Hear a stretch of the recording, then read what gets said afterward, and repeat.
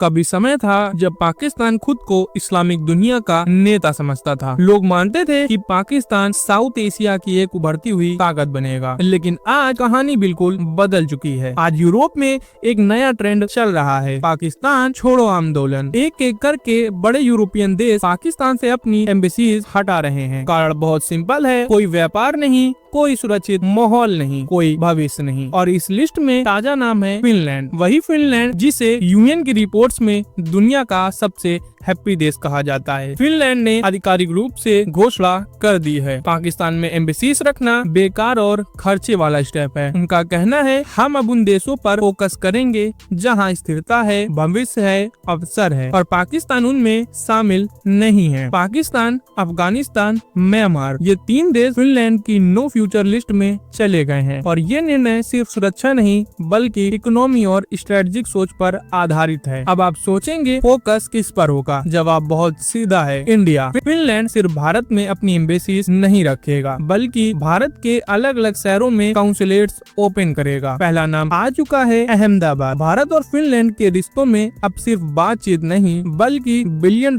Investment, technology collabs और startup partnership दिखाई दे रही है। और ये बदलाव अकेला नहीं है। कुछ साल पहले स्वीडन ने भी पाकिस्तान में अपनी एम्बेसीज बंद की थी। इस फैसले के बाद बाकी यूरोप ने सोचा, अगर स्वीडन ऐसा कर सकता है तो हमें भी करना चाहिए। और अब ये ट्रेंड बढ़ रहा है। अगले कुछ सालों में कई यूरोपियन और अफ्रीकन देशों की एम्बेसीज पाकिस्तान से गायब हो सकती हैं। इसका असर किस पर पड़ेगा? आम पाकिस्तानी स्टूडेंट्स पर, बिजनेस कम्युनिटी पर, या फिर पासपोर्ट वैल्यू पर? अब अगर किसी पाकिस्तानी को फिनलैंड या स्वीडन जाना होगा तो वीजा लेने के लिए उन्हें पहले किसी दूसरे देश जाना पड़ेगा। उधर भारत में चीजें उल्टी दिशा में जा रही हैं। नए काउंसुलेट्स, ई वीजा सुविधा, FTA की बातचीत, यूरोप के साथ बढ़ता व्यापार। कभी वीजा के लिए सिर्फ दिल्ली जाना पड़ता था, अब आने वाले समय में भारतीय लोग अपने शहर से ही इंटरव्यू देकर वीजा हासिल कर पाएंगे। और इसका सीधा मतलब है भारत के एक्सपोर्ट्स बढ़ेंगे, यूरोप इंडिया व्यापार रिकॉर्ड तोड़ेगा, भारत की ग्लोबल छवि और मजबूत होगी। ये बदलाव सिर्फ डिप्लोमेसी की कहानी नहीं है, ये पावर शिफ्ट की कहानी है। आज पाकिस्तान दुनिया से कट रहा है और भारत दुनिया के केंद्र में तेजी से उभर रहा है। और यही समय है जब भारत के रक्षा मंत्री ने ये साफ कहा था, ऑपरेशन सिंदूर अभी खत्म नहीं हुआ है, जरूरत पड़ी तो इसे और बड़े स्तर पर किया जाएगा। इसीलिए पाकिस्तान की आर्थिक स्थिति और उससे जुड़े ग्लोबल संबंध भारत के लिए सिर्फ न्यूज नहीं, राष्ट्रीय सुरक्षा का हिस्सा है। और दोस्तों, अगर आपको ये जानकारी अच्छी लगी हो तो वीडियो को एक लाइक कर दें, चैनल को सब्सक्राइब कर दें। Thanks for watching. जय हिंद,